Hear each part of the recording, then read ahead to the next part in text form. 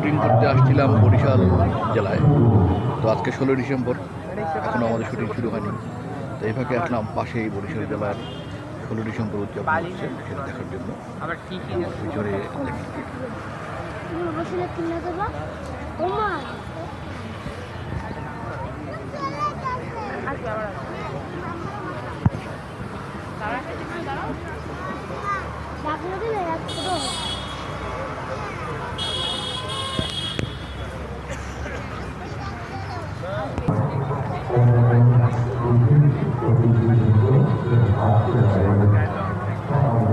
আপনারা দেখতে পাচ্ছেন বরিশাল জেলার কুচকাওয়াজ।